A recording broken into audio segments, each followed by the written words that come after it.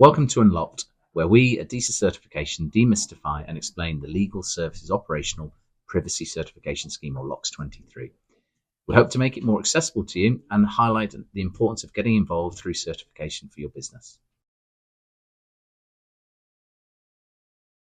So I'm joined today by Rebecca, who's a barrister and treasurer at 30 Park Place, and also joined by Kayleigh Jefferies, who's been our main point of contact during certification, who is a lead civil clerk, but also the DPO. LOCS 23, it's a new certification, and you were part of the pilot. So Kayleigh, maybe you just want to describe why you actually took part in the pilot scheme for LOCS 23.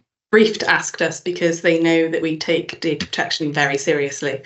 Kayleigh then came to me as treasurer, because obviously there was a cost implication, to see if this was something that I wanted to get behind. I was very keen. I could see benefits, both promotional and in terms of checking our compliance and forcing us to build upon what was already really market leading and really good, but to make it better and to have somebody objective come in and check, because that was very important to me, that we had that reassurance of an independent third party, but that also gave us some pressure to make sure we actually did all the kind of little bitty things that you've been meaning to get round to for ages, but always somehow aren't at the top of your to-do list. And clearly it was a pilot, and as you know, we evolved as the certification body as we actually tested some of this. And Kayleigh, you're really at the hard end of that. How did you actually find the process for certification? I think for me, I thought it was going to be more stressful than it actually was. Once we were in the process, it was much less stressful because we already had a lot of the groundwork done. We've already got the policies in place, and it was just testing what we actually have in place already. And following on from actually going through the whole process, I feel less stressed because I know everything's been tested, everything's been audited. If anything were to happen, instead of it being, do we have this? I know it's actually done. And if there was a line of responsibility, everything is now documented. There were a lot of procedures that we were doing that weren't necessarily documented. So if anything had happened, it would be, why did you do this? And we'd have to then answer it. Whereas now it's following a process that we've got written down. And from that point, it makes my life easier.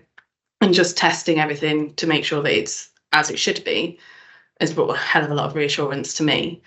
But yeah, much less stressful than I thought it was going to be. An audit just kind of makes you go, ooh, immediately.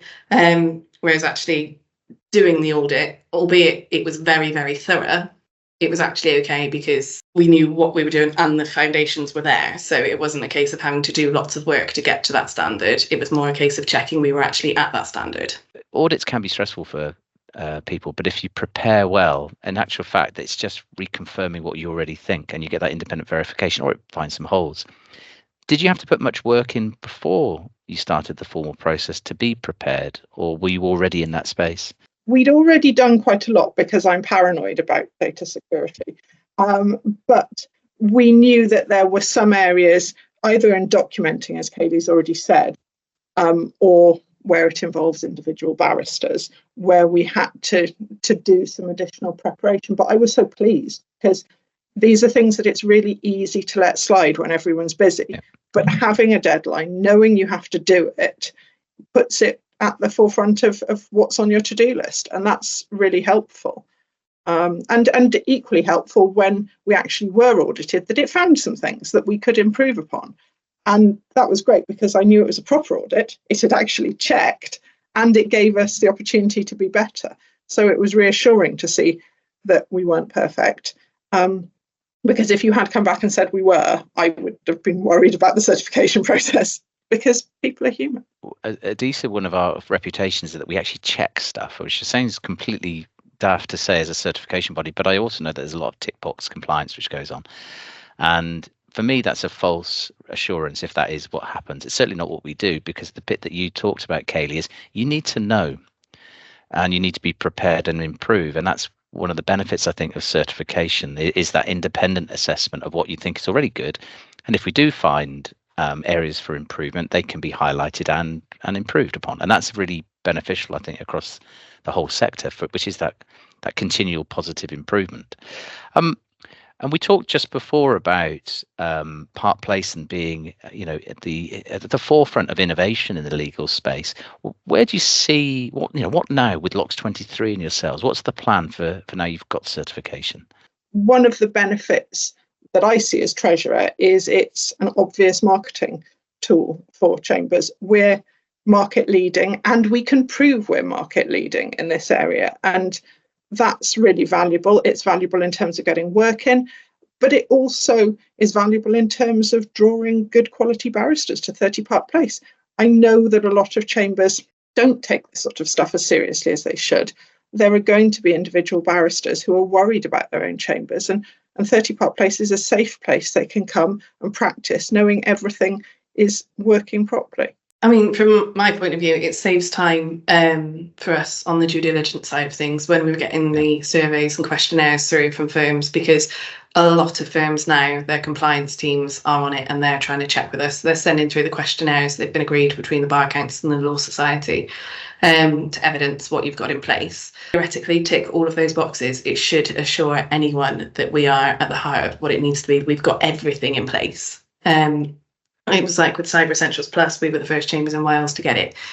We led the way with that. Now I know that those around us are getting the same. And it's become a requirement for certain government bodies for us to have Cyber Essentials Plus before they'll send it.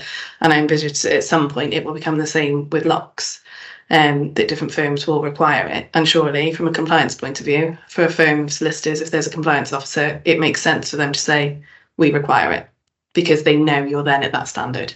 And I think that's the objective which Tim Hyman, who's the scheme owner, when he set out on this journey, which is 3+ years ago, I think, to write this certification, was about trying to drive a baseline of expectation for data sharing fundamentally, and data protection overall. And so it's great to hear that Tim's watching his objective.